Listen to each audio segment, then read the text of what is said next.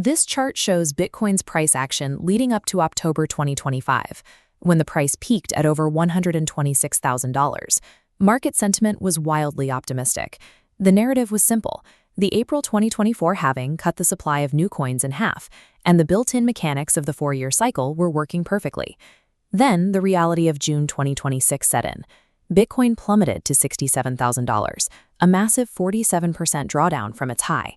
Ethereum dropped 62% from its peak, and spot trading volumes across major exchanges collapsed by nearly 40%. This creates a massive contradiction. The halving permanently reduced the daily supply of new Bitcoin to roughly 450 coins. If there is structurally less Bitcoin entering the market every day, the price shouldn't be in freefall. The 4-year halving cycle hasn't disappeared, but its primary driver has changed. The actual mechanical supply shock is now heavily dwarfed by global macroeconomic liquidity.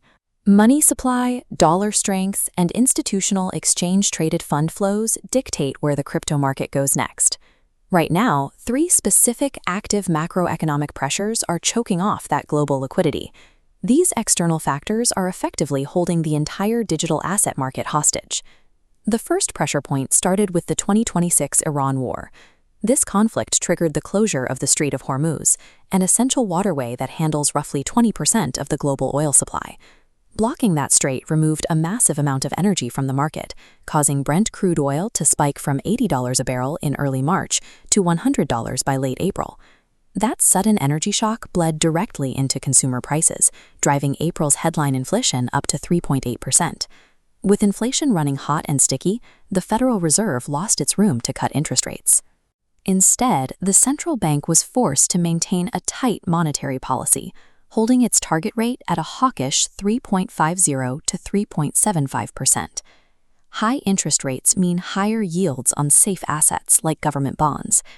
When institutional capital can get a guaranteed return from the government, investors pull their money out of speculative investments.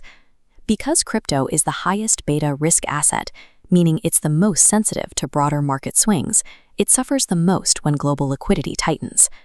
A geopolitical conflict over physical fossil fuels forced the central bank to paralyze the money supply, which mathematically drained the capital needed to sustain Bitcoin's price.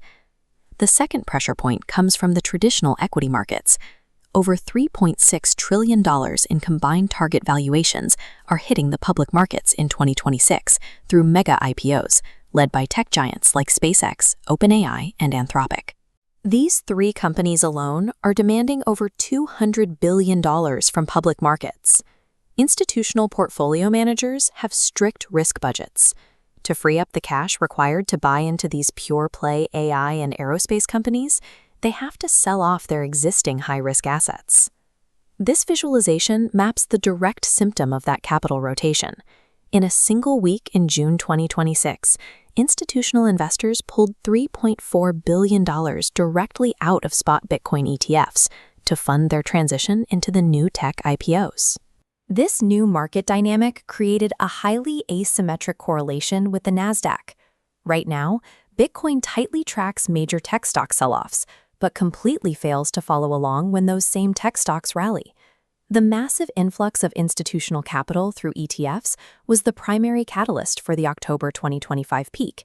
Now that capital hose has reversed direction, starving the crypto market of fresh liquidity. The third pressure point is hiding in corporate balance sheets. MicroStrategy relies on preferred stock instruments like STRC to fund its Bitcoin treasury. That stock currently pays investors an 11.9% yield. But the company's US dollar cash reserves have fallen so far, they only cover about 6 months of those dividend obligations. Because they can no longer issue new equity without destroying value in a down market, MicroStrategy had to initiate its first Bitcoin sale in nearly 4 years, explicitly to pay out those preferred distributions.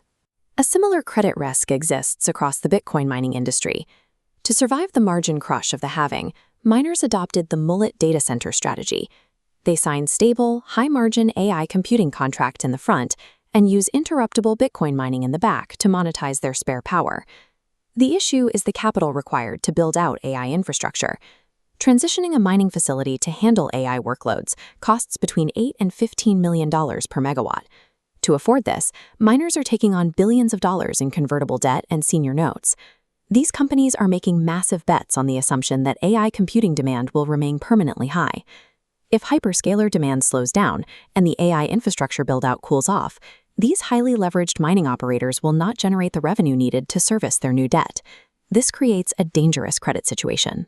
If corporate treasuries and over-leveraged miners run out of cash, they become forced sellers. A coordinated liquidation event from these institutions dumping their Bitcoin is a far heavier tail risk than any retail panic. The 4-year cycle continues to dictate the broad rhythm of the market, but its timeline now aligns almost perfectly with the ebb and flow of central bank easing. Based on historical peak-to-trough drawdowns and the aggregate cost basis of current holders on the blockchain, the data points to a market bottom materializing around the fourth quarter of 2026. There is a dense cluster of technical support forming right in the $50,000 to $55,000 range. That zone represents the average price where the majority of all Bitcoin was last transacted, creating a heavy psychological floor for investors. Rather than watching sentiment on crypto social media, the real indicators to follow are macroeconomic. The path to recovery depends entirely on the Juneteenth CPI inflation print and the upcoming interest rate projections from Kevin Warsh, the new Federal Reserve Chair. The macro data suggests the winter is far from over.